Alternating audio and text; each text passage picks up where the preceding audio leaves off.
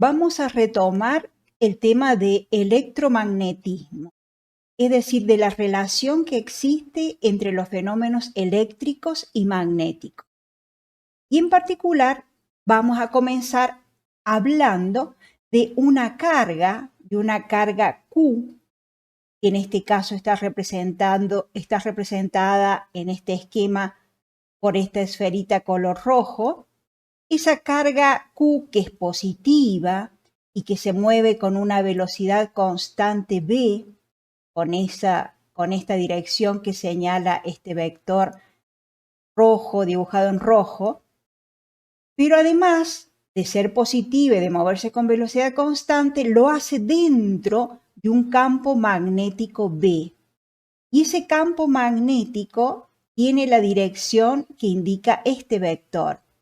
Y, por ejemplo, podrá estar producido por un gran imán en forma de U, donde aquí solamente se dibujan la parte externa, la parte de los polos, de modo que el campo magnético aquí es en esta dirección, es de izquierda a derecha.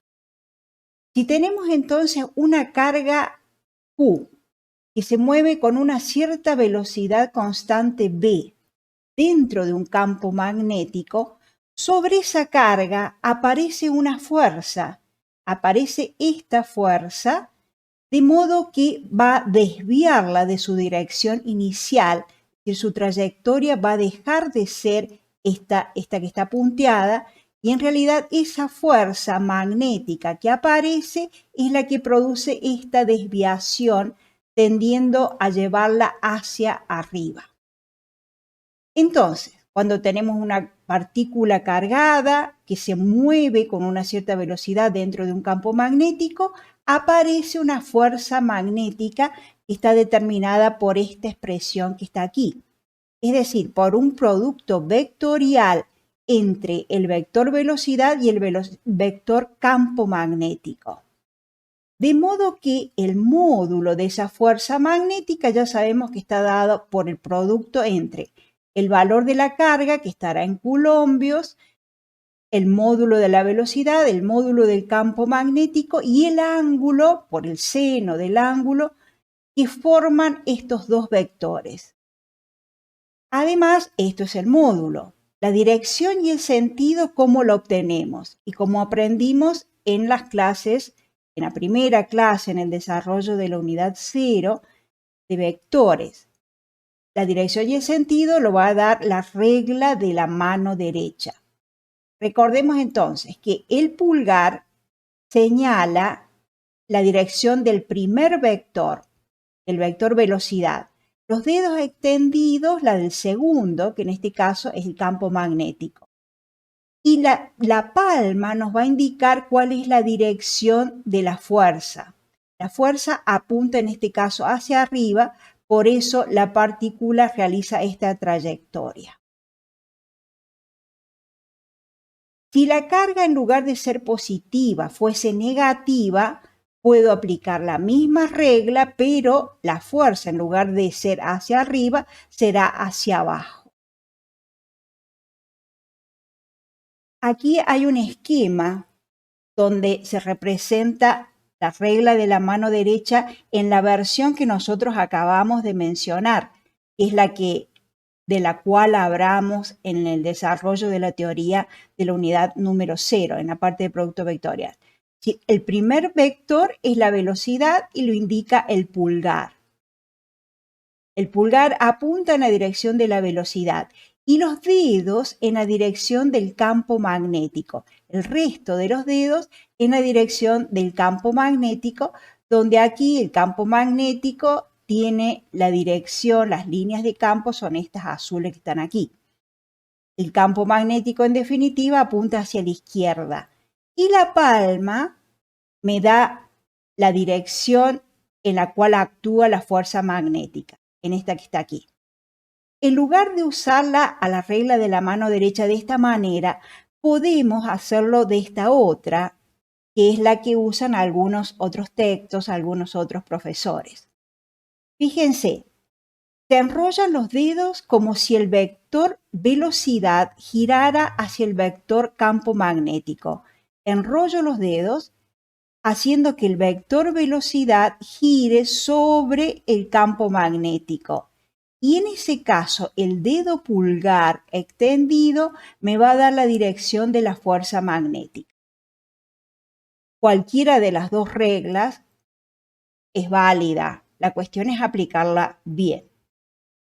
A partir de la expresión que acabamos de encontrar, referida a una fuerza magnética que aparece sobre una carga que se mueve en un campo magnético, vamos a poder definir la unidad de campo magnético que sabemos es la Tesla.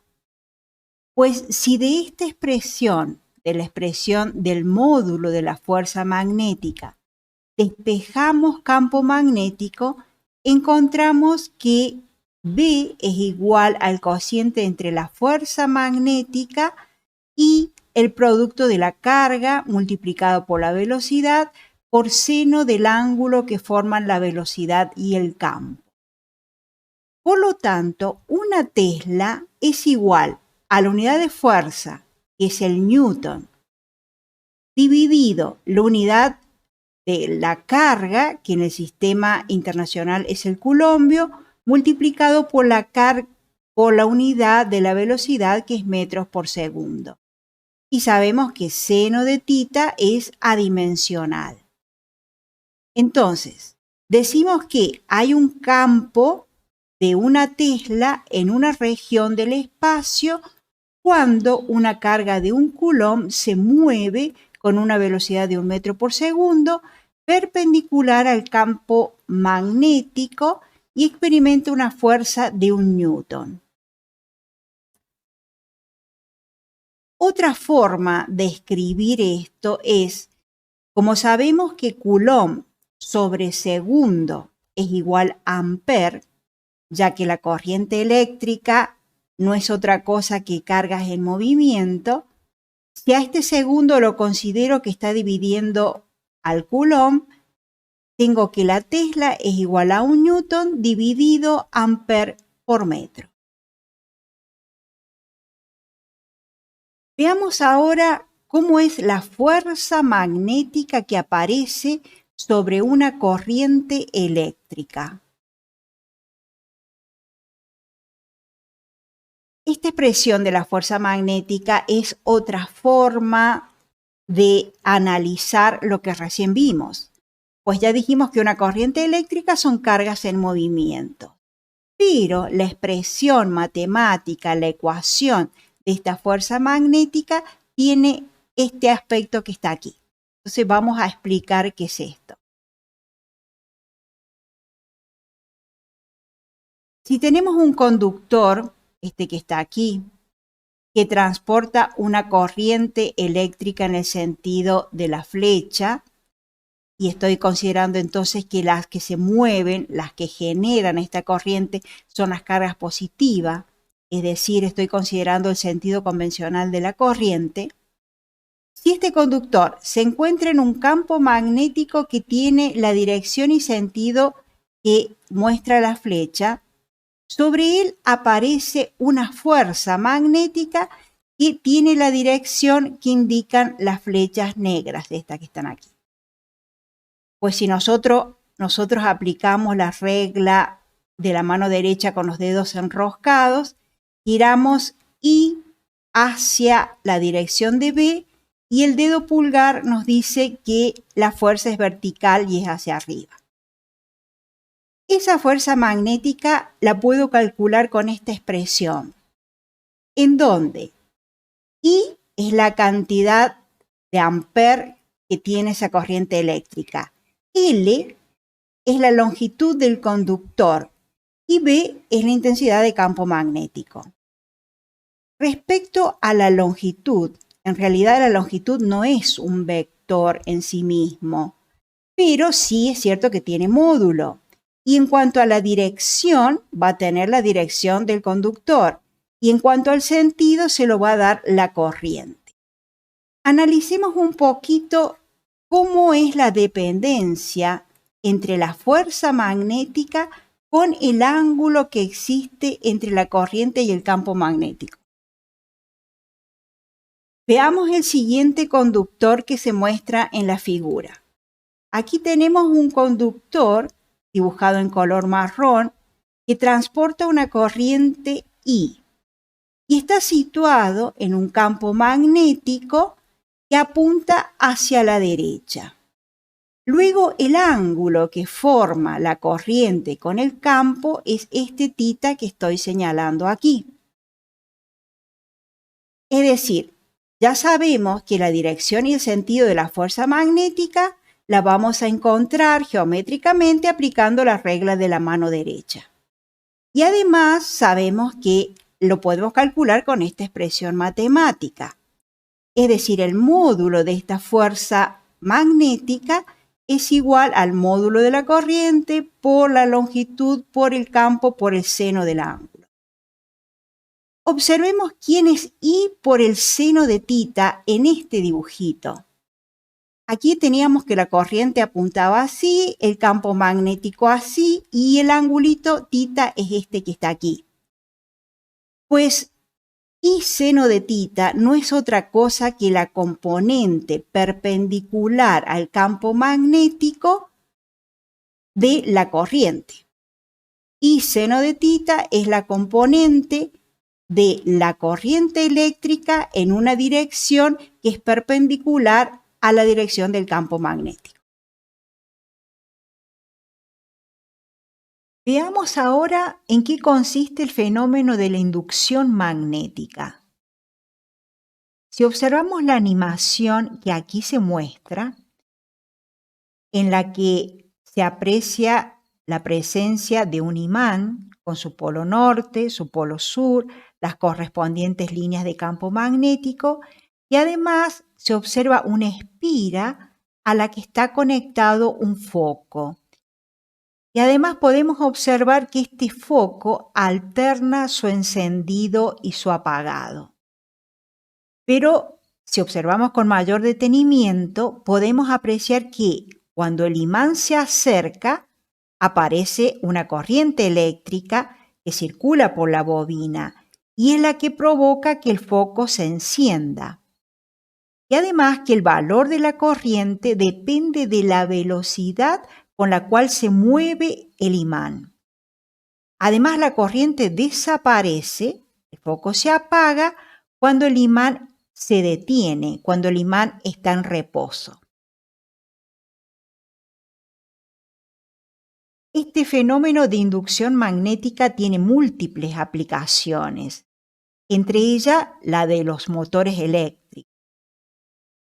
Se puede observar también que cuando el imán se acerca, como aquí, la corriente circula en este sentido. Circula así, ingresa a la bobina y sale por este otro extremo. Si aquí ponemos un amperímetro, un galvanómetro, un instrumento que nos pueda indicar el sentido de la corriente, nos indicaría este que acabo de mencionar. Si en cambio el imán se aleja de la espira, este amperímetro desvía la aguja hacia el otro lado, lo que indica que el sentido de circulación de la corriente es el que estoy marcando con el láser. Es decir, se invierte el sentido de la corriente. Luego podemos afirmar lo siguiente, que cuando el imán se acerca a la espira, el amperímetro señala que la corriente circula como en la figura de la izquierda, y cuando se aleja lo hace en la dirección opuesta, es decir, invierte el sentido de circulación de la corriente eléctrica. El factor determinante en la generación de la corriente eléctrica es la variación de las líneas de campo magnético a través de la espira, o sea, la variación del flujo magnético a través de la espira. Es decir, cuando se acerca el imán o cuando se aleja de la espira, lo que cambian es son las cantidades de líneas de campo que atraviesan la espira. Lo que cambia es el flujo magnético y es lo que provoca que la aguja del amperímetro marque hacia un sentido, un lado, o marque hacia el otro. Consideremos la espira que se muestra, o la bobina que se muestra en esta figura, la cual tiene un número n de vueltas. Y además, esa bobina encierra una superficie cuya área vamos a anotar con la letra A. Y está inmersa dentro de un campo magnético que tiene la dirección que aquí se muestra. La normal a esa superficie que encierra la bobina, la normal, la perpendicular, es esta línea imaginaria que denotamos con n. Y el ángulo θ es el comprendido entre esa normal a la superficie y el campo magnético. Con estas consideraciones podemos definir al flujo magnético que vamos a denotar con la letra φ como el producto de n por el campo, por la superficie, por el área A, por el coseno del ángulo que forma el campo magnético con la normal a la superficie A. Recordemos nuevamente, n es la cantidad de espiras que tenga la bobina. Además, las unidades de flujo magnético son las unidades de campo multiplicadas las unidades de área, es decir, son Tesla por metro cuadrado, o los Webers, cuyo símbolo es una W mayúscula y una B minúscula. Entonces, de aquí nosotros podemos también encontrar aquí es igual a una Tesla. Y una Tesla es igual a Weber dividido metro cuadrado.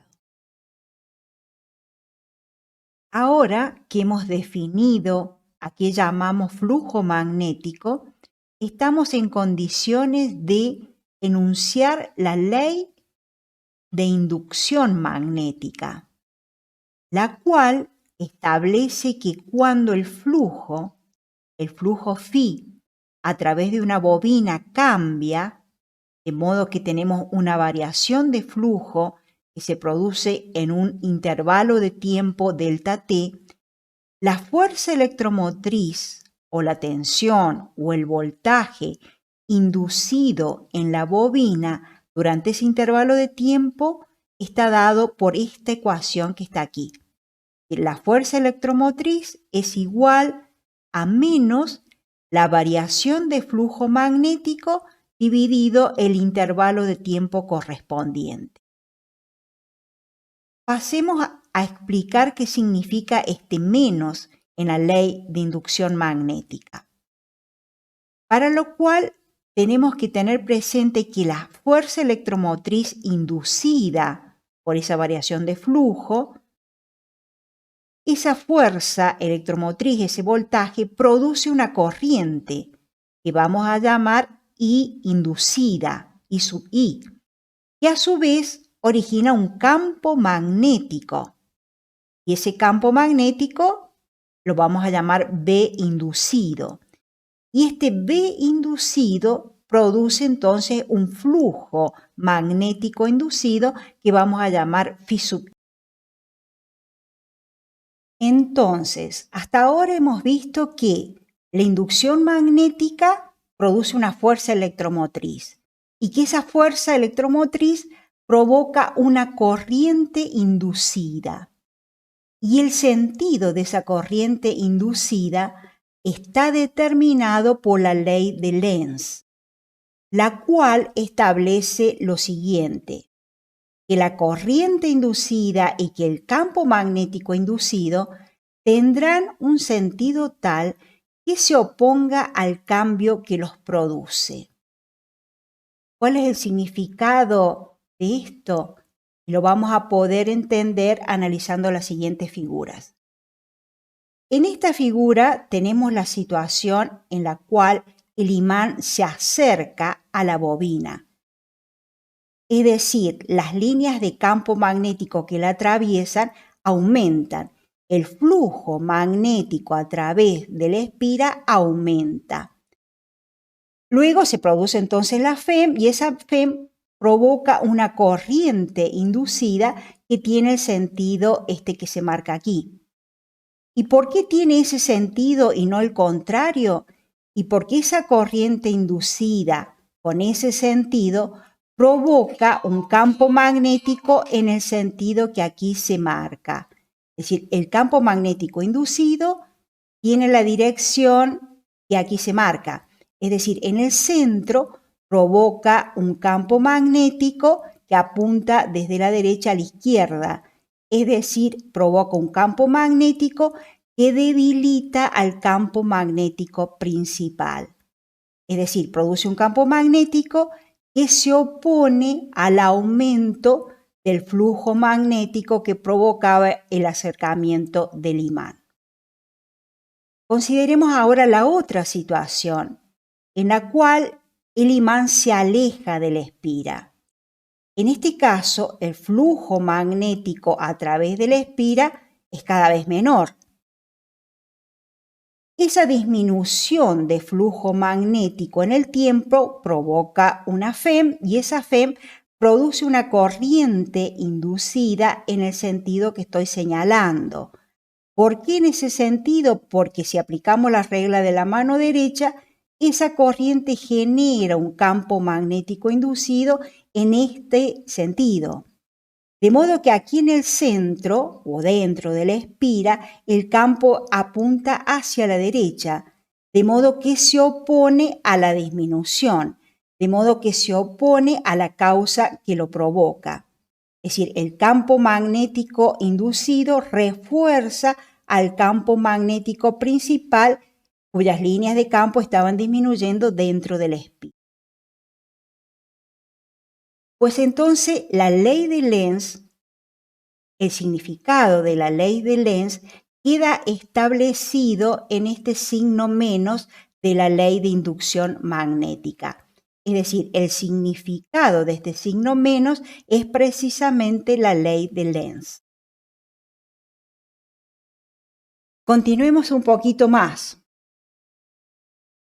Y Maxwell, un importante físico y matemático, demostró que todas las leyes básicas de la electricidad y del magnetismo podían ser descritas por medio de 4 ecuaciones básicas, que se conocen como ecuaciones de Maxwell, y son la base para todos los tratamientos modernos del electromagnetismo. Esas 4 ecuaciones se resumen de la siguiente manera.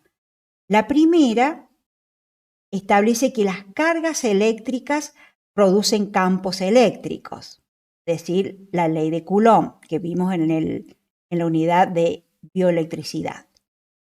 La segunda ley establece que no pueden existir polos magnéticos aislados. La tercera, que las corrientes producen campos magnéticos. Fue el primer fenómeno que mencionamos en esta unidad, que es el origen del electromagnetismo. La cuarta ecuación nos dice que un campo magnético variable produce un campo eléctrico. Es lo que acabamos de ver, es la inducción magnética. Nosotros vimos que un campo magnético variable producía una FEM, producía un voltaje, una tensión. Está íntimamente relacionado con el campo eléctrico, como se vio en la unidad anterior. La quinta ecuación de Maxwell establece lo siguiente, que la carga total de un sistema aislado no puede variar, es decir, que la carga se conserva siempre y cuando el sistema esté aislado. Y la sexta ley de Maxwell nos dice que un campo eléctrico variable produce un campo magnético. Entonces, fíjense, la cuarta y la sexta ecuación Nos dicen, un campo magnético variable produce un campo eléctrico. Y la sexta, un campo eléctrico variable produce un campo magnético.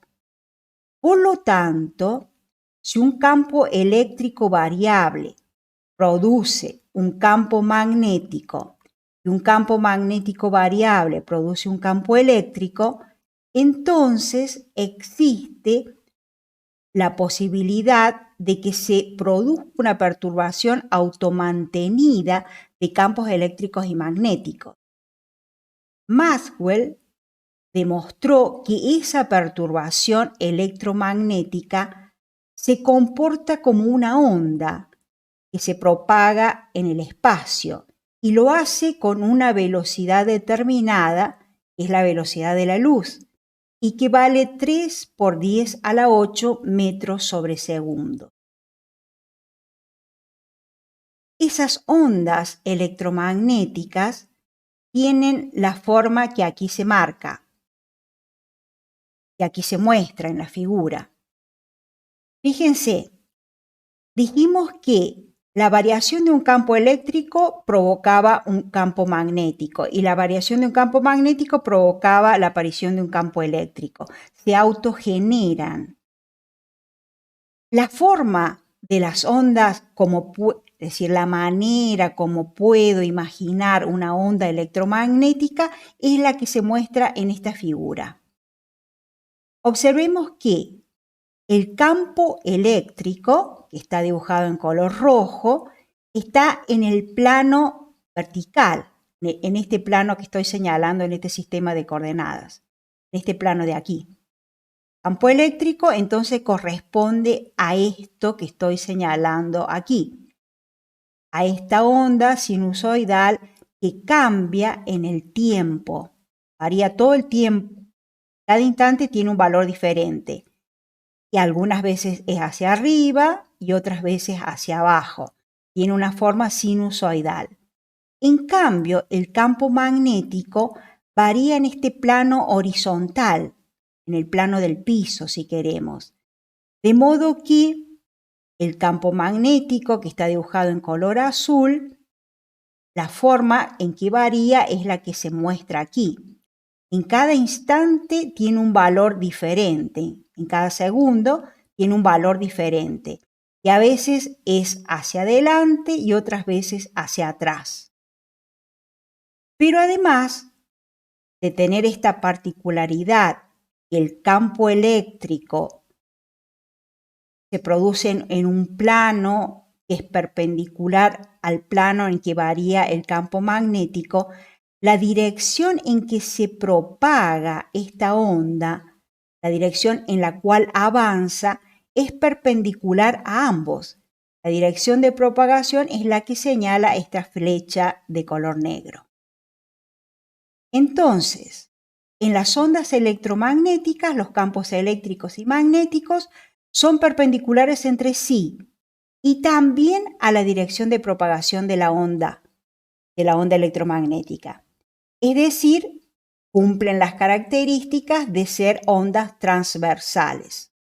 Además, tanto el campo eléctrico como el campo magnético varían sinusoidalmente. Pasemos ahora a ver algunas aplicaciones del magnetismo, pero en la biología. En particular,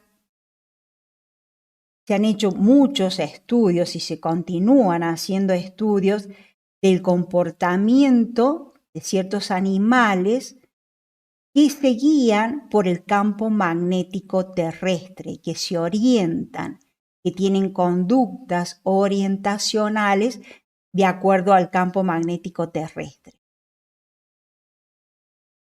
Entre esos seres vivos se encuentran las bacterias magnetotácticas,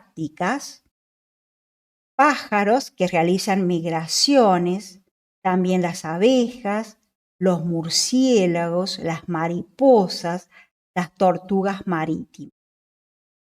Ustedes van a poder leer más sobre esto en artículos de divulgación y también en el Cromer, y en particular en este artículo de una revista de física importante. Respecto a las bacterias magnetotácticas, observemos que la bacteria, que puede observarse empleando un microscopio electrónico, en su interior tiene magnetitas, tiene minerales que contienen hierro y que en realidad esos cristales se orientan en la dirección norte-sur, se orientan según el campo magnético terrestre. En particular, en el año 1975 se descubrió que ciertas bacterias se orientaban según el campo magnético terrestre. Estas bacterias contienen entre 15 y 20 cristales de magnetita o piedra imán, que en realidad son óxidos de hierro, que actúan como una brújula para orientar las bacterias en los campos geomagnéticos, lo que simplifica la búsqueda de sus ambientes preferidos de microaerofilia. Para estudiar el comportamiento de aves migratorias o de palomas mensajeras y también de paloma mensajera, se utiliza un dispositivo llamado bobinas de Helmholtz. Las bobinas de Helmholtz, que aquí se muestran, consisten simplemente en dos bobinas que están una muy cercana de la otra, pero en las cuales circula la misma corriente, la corriente que vale n veces el número de espiras por la corriente, por la cantidad de amperes, pero vuelve a ingresar o ingresa en la segunda bobina y la recorre en el mismo sentido que la anterior. Y en particular en el centro de ambas, el campo magnético, como podemos ver de acuerdo a las líneas de campo magnético, el campo magnético es muy intenso y bastante regular. Pues en este punto medio es donde se sitúa lo que nos interesa estudiar.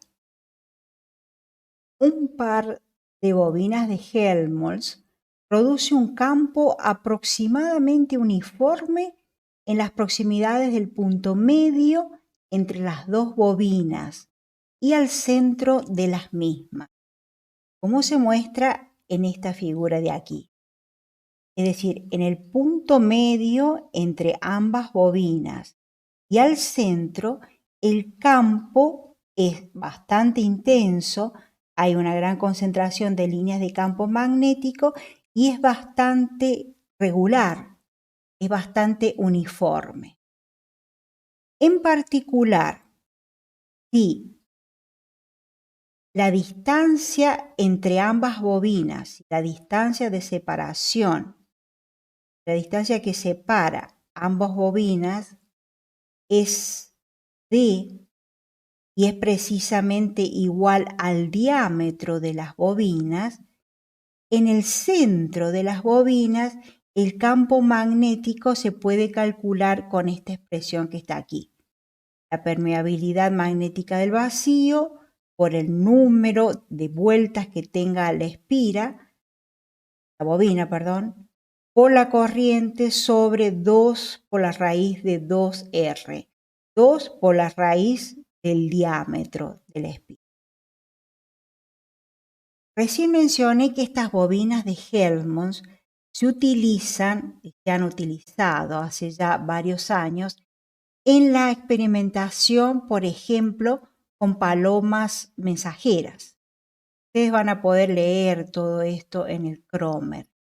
En particular, aunque la fotografía no es muy clara, una de las bobinas se coloca cerca de la cabeza y la otra en el cuello de la paloma, de modo que se genera ese campo magnético al centro, que es donde ese campo magnético intenso y uniforme está en la zona del cerebro de la paloma, porque allí es donde se encuentra, digamos, esa suerte de brújula interna que tienen para orientarse según el campo magnético. Bueno, en definitiva, se observó que cuando el campo magnético producido por las bobinas de Helmholtz era paralelo al campo magnético terrestre, el ave seguía su vuelo normal.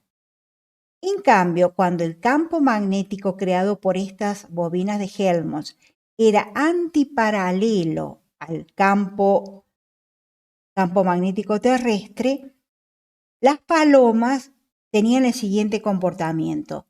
Mientras el sol se viese, se orientaban según la dirección del sol y seguían la dirección habitual. Pero en cambio, cuando se nublaba o cuando era de noche, en realidad se guiaban por el campo magnético de las bobinas de Helmholtz. Eso se demostró tanto en palomas como en el petirrojo, pájaro que también migra, y también en las abejas. Bueno, pasemos ahora a una aplicación biológica del magnetismo y precisamente una aplicación medicinal, la cual corresponde a las imágenes de resonancia magnética, a las IRM, como la que se muestra en esta figura que está aquí. Las imágenes de resonancia magnética hacen posible ver detalles de los tejidos suaves, como los del pie en la fotografía, que no son visibles en imágenes de rayos X. No obstante, el tejido suave no es un material magnético, no lo atrae un imán. Entonces, ¿cómo funcionan realmente las IRM, las imágenes de resonancia magnética? Es la pregunta que vamos a intentar responder. Y para lo cual nos vamos a tener que recordar de lo primero que empezamos a estudiar en esta unidad. Y se trataba de que no existen monopolos en la naturaleza, que no se puede separar un polo norte de un polo sur, porque aún las partículas más pequeñas que constituyen la materia se comportan como si tuvieran un dipolo diminuto en su interior. Es decir, aún las partículas más chiquitas tienen un dipolo magnético. Y una aplicación médica importante del torque, del momento que sufre un dipolo magnético, son las imágenes de resonancia magnética. Cuando hablo del torque sobre un dipolo, hablo de aquel torque que tiende a alinear el dipolo magnético propio de la partícula, de la molécula, con un campo magnético externo. Si se coloca a un paciente en un campo magnético de aproximadamente 1,5 Tesla, lo cual es 10.000 veces más intenso que el campo de la Tierra.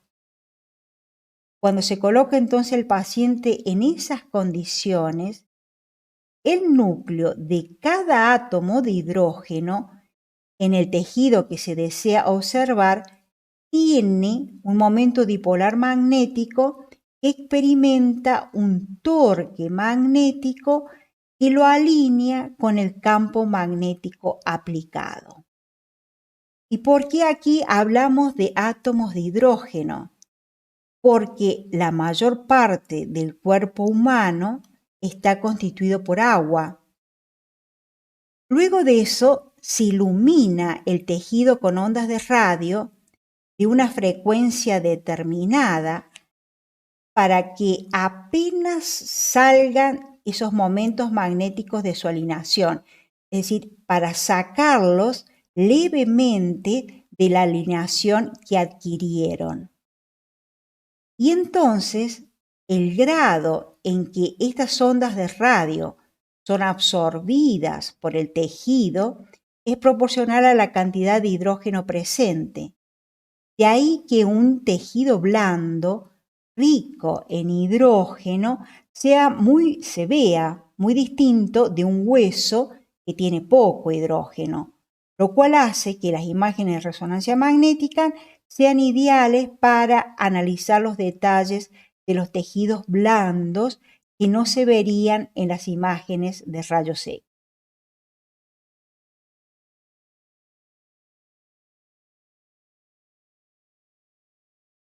Ahora que sabemos cómo se obtienen las imágenes por resonancia magnética, analicemos, al menos superficialmente, cómo son, qué forma tienen los equipos con los cuales se obtienen las imágenes por resonancia magnética. Y casi todos hemos tenido alguna cercanía con este tipo de equipos, en donde se puede observar una camilla sobre la que se sitúa el paciente y el equipo en sí mismo consiste en este gran tubo o en este gran cilindro, dentro del cual se introduce al paciente y quizás con pequeños movimientos se van barriendo las distintas zonas de interés. Si nosotros pudiéramos ver dentro de ese equipo, lo que veríamos es lo que se muestra en esta figura. Básicamente son bobinas y más bobinas. Es decir, ya el aspecto circular nos tiene que hacer pensar que las bobinas por las cuales circulaban corriente producían en su centro de ellas, intensos campos magnéticos. Y eran más intensos mientras más vuelta tenía esta bobina. Esas grandes bobinas, en realidad, volvemos a reiterar, que lo que producen es un cierto comportamiento o modificación en el comportamiento de los protones que integran las moléculas de agua, puesto que si no hay un campo magnético presente, los protones con sus momentos dipolares están orientados de manera aleatoria. Si en cambio aparece un campo magnético, por ejemplo, en esta dirección, esos dipolos magnéticos se orientarán de acuerdo a ese campo. Y luego, esos protones se sacan levemente de este alineamiento mediante la acción de ondas de radio. Y de acuerdo a cuánto se desorientan, me va a dar una concentración de cuántas moléculas de agua hay presente en ese tejido. No cuántas, pero exactamente si hay más o si hay menos, lo que me va a indicar si es un tejido blando o si es un tejido óseo. Bueno, con esto damos por finalizada esta unidad que es la de Bion Magneti.